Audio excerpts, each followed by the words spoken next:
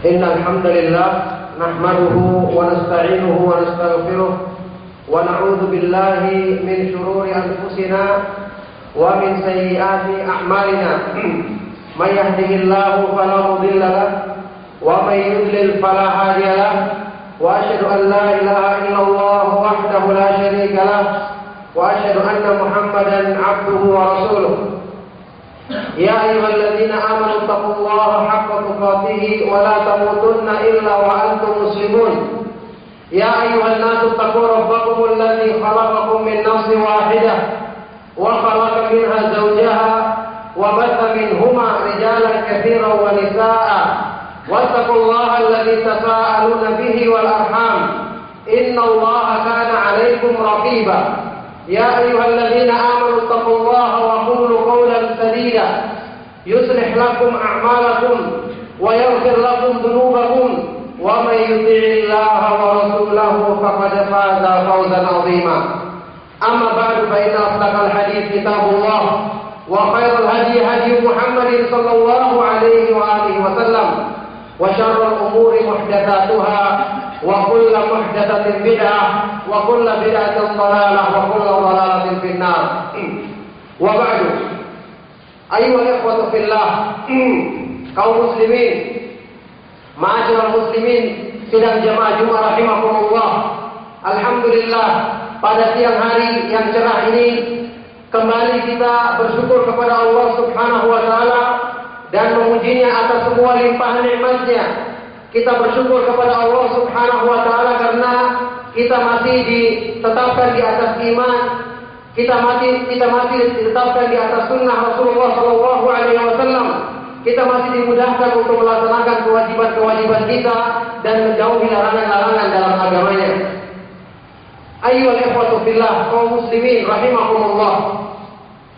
Dalam sebuah nasihat yang disampaikan oleh Imam Sufyan Ats-Tsauri, Sufyan ibnu Sa'id ibnu Masruq Ats-Tsauri, salah seorang imam dari kalangan tabi'in yang terkenal, kepada murid-muridnya, para ulama ahlul hadis di zamannya, beliau mengatakan, amma ba'du, fa innakum fi zamanin kana ashabu Rasulillah sallallahu alaihi wasallam yata'awwadzuna an yudrikuhu wa lahum min al-'ilmi ma laysa lana wa lahum min as-sabri ma laysa lana wa lahum min al-qidami fil islam ma laysa lana fa kaifa bina hina adraknahu ala qillati 'ilmin wa qillati sabrin wa qillati a'walin 'ala al-khairi wa fasadin minan nas wa qadarin minal jamaah.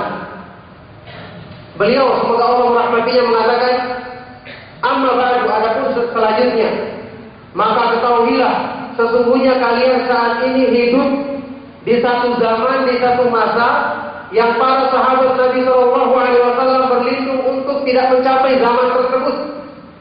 Para sahabat Nabi sallallahu alaihi wasallam, generasi terbaik umat ini, berlindung kepada Allah untuk tidak mencapai zaman tersebut. Padahal mereka memiliki perlengkapan, memiliki kesiapan yang lebih mapan untuk menghadapi semua kerusakan-kerusakan tersebut. Mereka memiliki ilmu yang tidak kita miliki. Mereka memiliki kesabaran dalam menghadapi hawa nafsu yang tidak kita miliki. Mereka memiliki keterdahuluan masuk Islam yang tidak kita miliki. Fa kaifa bina, maka kira-kira bagaimana kondisi kita ketika kita menjumpai zaman tersebut dengan perbekalan yang sangat pas-pasan bahkan kurang. Ilmu kita yang sedikit, kesabaran kita yang sedikit, ditambah lagi sedikitnya orang-orang yang bersama kita dalam kebaikan, ditambah lagi dengan kerusakan yang ada pada manusia di sekitar kita, dan keburukan-keburukan yang ada di akhir zaman. Nasihat yang berharga ini disampaikan oleh salah seorang ulama ahlul hadis yang mengerti benar hakikat agama Islam dan mengerti betul tentang kelemahan hati manusia. Kelemahan hati manusia, tentang mudahnya hati manusia itu berpaling dari agama Allah Subhanahu wa taala kalau bukan dikuatkan dengan taufik darinya. Disampaikan di hadapan murid-muridnya yang juga para ulama ahlul hadis, yang juga mereka adalah orang-orang semangat menuntut ilmu dan mengamalkannya. Maka ketika disampaikan ini juga di hadapan para ulama tabi'in atau yang setelahnya, disampaikan pada zaman yang masih penuh dengan kebaikan, yang masih dijamin khairiyahnya, kebaikannya dalam Al-Quran dan hadis Rasulullah SAW. Maka bagaimana kira-kira kalau beliau melihat zaman kita? Bagaimana kira-kira kalau beliau melihat kerusakan yang terjadi di zaman kita? Dan kondisi kita orang-orang yang menisbahkan diri kepada sunnah, yang persiapan kita sangat minim dalam mempersiapkan menghadapi kerusakan-kerusakan tersebut. Maka ayuhal ikhwatu fillah, Allah fil istiqamah. Perhatikanlah masalah istiqamah, bahwa apa yang kita miliki masih sangat-sangat kurang. Persiapan bekal kita masih sangat-sangat minim. Kalau di hadapan para tabi'in saja diucapkan ucapan seperti ini, apalagi di hadapan kita. Istiqamah yang berarti suluku siratil mustaqim duna ta'ridin anhu yamnatan wa la yasrah, menempuh jalan yang lurus tanpa berpaling darinya ke kiri maupun ke kanan. Ini adalah perkara yang sulit, perkara yang berat, bagi orang-orang yang Allah Subhanahu wa taala mudahkan baginya. Janganlah merasa cukup dengan apa yang telah kita miliki, karena memang mungkin kalau kita bandingkan dengan orang-orang di zaman kita, orang-orang di sekitar kita merasa paling tinggi ilmunya, paling senior dalam mengikuti manhaj salaf. Akan tetapi apa yang kita miliki sangat jauh dibandingkan dengan apa yang telah diperbuat oleh para ulama salaf dalam memahami dan mengamalkan ilmu agama ini. Maka jangan merasa cukup, karena sudah kita ketahui perasaan merasa cukup ini akan menimbulkan sifat sombong dan akan menimbulkan sifat merasa tidak butuh lagi untuk meminta perlindungan dari Allah atau untuk mengoreksi diri. Padahal sudah kita ketahui sebab utama yang menjadikan Allah Subhanahu wa taala mengetahukan hidayah dalam diri seseorang, taufiknya dalam diri seorang hamba adalah jika dia selalu terus bergantung kepada Allah dan tidak merasa percaya akan kemampuan dirinya sendiri. Ibnu Qayyim rahimahullah taala mengatakan dalam ucapannya ketika mendefinisikan pengertian daripada taufik, beliau mengatakan fa idza kana taufiqu bi yadillahi la bi yadil 'abdi fa miftahuhu ad-du'a wa sirkul luju'i ila Allah wa rahbatu ilaih. Maka kalau yang namanya taufik itu adalah di tangan Allah dan bukan di tangan hamba, maka berarti kunci daripada taufik adalah banyak berdoa kepada Allah, disertai dengan penyadaran diri yang sempurna kepadanya, juga disertai dengan perasaan takut dan berharap kepada Allah. Maka subhanallah, ternyata orang-orang yang istiqamah, orang-orang yang mendapatkan keteguhan di atas iman dan hidayah, bukanlah orang-orang yang terlalu merasa percaya diri dalam agamanya, terlalu merasa bisa menjamin dirinya untuk selamat.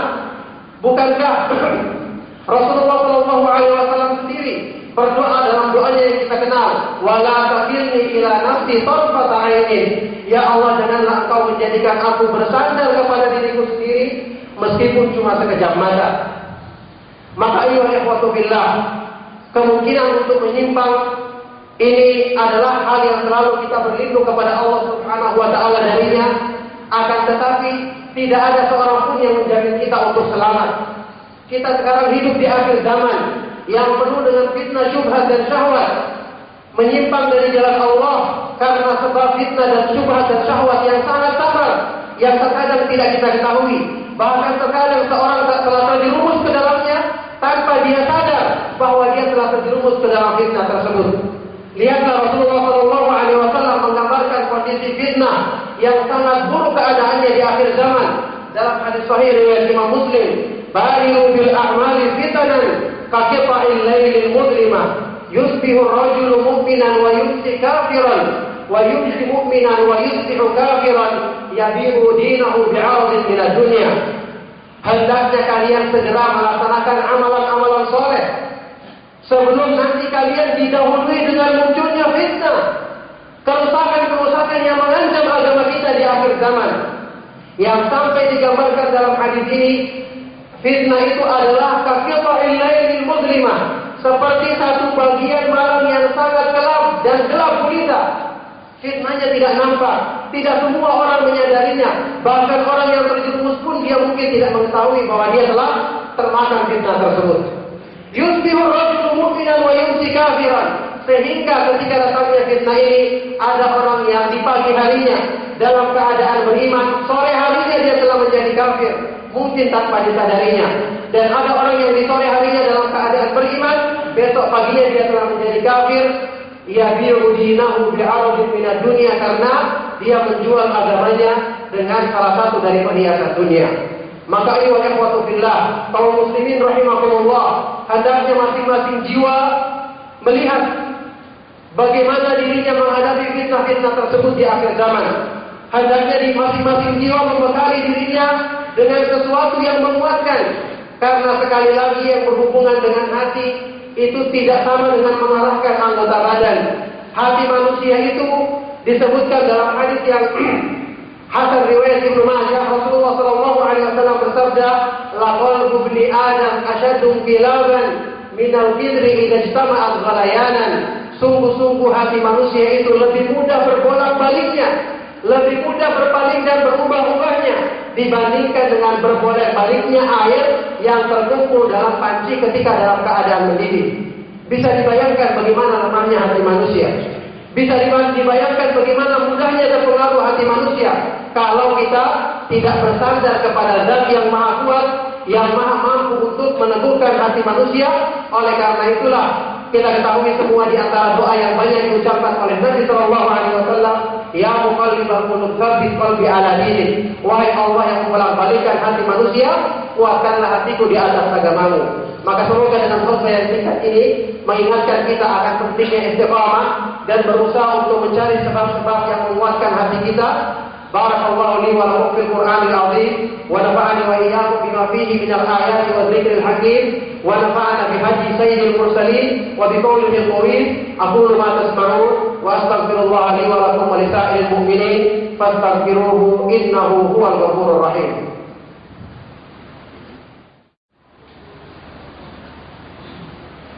Alhamdulillah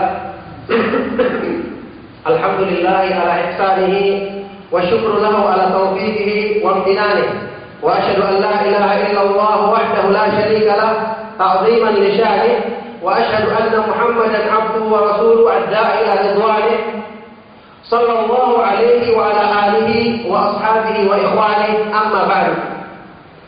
Ayyuhal ikhwatu fillah, ma'asyiral muslimin, sidang jemaah Jumat rahimakumullah. Di antara sebab utama yang menjadikan seseorang untuk selalu mudah, teguh dan istiqamah di atas petunjuk Allah Subhanahu wa taala, khususnya ketika dia merasakan masa-masa futur, masa-masa lemah dalam iman, masa-masa lemah dalam semangat mengamalkan sunnah, yang ini mesti terjadi pada diri manusia. Sebagaimana sabda Rasulullah sallallahu alaihi wasallam, "Inna likulli amalin syarratan wa thumma fadratan. Faman kanat fatratuhu ila sunnati faqad ihtada, wa man kanat ila ghairi dzalika faqad dhalla." Sesungguhnya masing-masing amal itu ada masa-masa semangatnya dan mesti ada masa-masa lemahnya, masa-masa futurnya. Maka barang siapa yang mengalahkan masa-masa lemahnya kepada sunnahku, maka sungguh dia telah mendapatkan petunjuk, dan barang siapa yang mengarahkannya kepada selain itu, maka sungguh dia telah sesat. Di antara sebab utama yang hendaknya selalu kita pegang adalah berpegang teguh dengan Al-Quran dan Sunnah Rasulullah SAW dengan pemahaman yang benar. Karena Al-Quran merupakan sumber peneguh utama bagi manusia. Allah Subhanahu wa taala berfirman dalam Al-Quran, "Wa qala alladziina kafaru laula nuzila 'alaihi al-Qur'anu jumlatan wahidah. Kadzalika linutsabbita bihi fu'adak."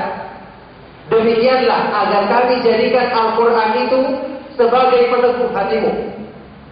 Para sahabat Nabi Sallallahu Alaihi Wasallam, sumber utama yang menjadikan mereka teguh adalah karena mereka mendengarkan langsung Al-Quran diturunkan dan dijelaskan maknanya oleh Nabi kita, Nabi Muhammad Sallallahu Alaihi Wasallam. Makanya mereka adalah sosok teladan dalam masalah keteguhan iman. Bagaimanapun besarnya cobaan dan penderitaan hidup yang mereka alami ketika mempertahankan agama Allah Subhanahu wa taala. Sehingga dalam Sahih Imam Bukhari, ketika Raja Romawi Heraklius menjelaskan, bertanya tentang sebab keteguhan imannya para sahabat, ketika beliau bertanya kepada Abu Sufyan dengan mengatakan, hal yantaju ahadun minhum sahfatan li dinihi ba'da an dakhala fihi. Apakah ada di antara sahabat Nabi sallallahu alaihi wasallam yang murtad meninggalkan agamanya ketika mereka telah masuk ke dalam Islam ini padahal demikian banyak cobaannya? Maka dia menjawab, "La, tidak ada seorang pun." Waktu itu Heraklius yang paham tentang ciri-ciri para nabi dan pengikutnya dari kitab Injil yang dipelajarinya mengatakan, "Kadzalikal imanu hina tukhalitu basyashatuhul qulub." Memang demikian keadaannya iman ketika kemanisan iman itu telah merasuk ke dalam relung hati manusia. Maka orang yang memilikinya tidak akan meninggalkan iman itu selama-lamanya. Inilah manfaat dari mempelajari akidah yang benar, mempelajari tauhid, utamanya tauhid nama-nama dan sifat-sifat Allah Subhanahu wa taala dan tauhid uluhiyah. Inilah manfaat dari mempelajari sunnah Nabi sallallahu alaihi wasallam, akan menguatkan keimanan dalam diri kita. Juga sebab lain yang tidak kalah pentingnya adalah selalu bergaul dengan orang-orang yang baik yang bisa memberikan nasihat kepada kita, khususnya ketika kita mengalami waktu-waktu yang kita merasakan diri kita sempit ketika menghadapi cobaan-cobaan dalam mempertahankan keimanan dan mempertahankan sunnah Nabi Sallallahu Alaihi Wasallam.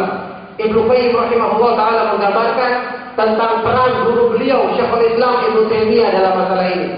Dalam kitab Al-Wabil Sayyid beliau mengatakan, "Wa kunna idza ishtadda bina al-khawf wa sa'at minna ad-dunun wa dhaqat bina al-ardu atainahu fama huwa illa an narahu wa nasma'a kalamahu fayadhhabu dzalika kullu."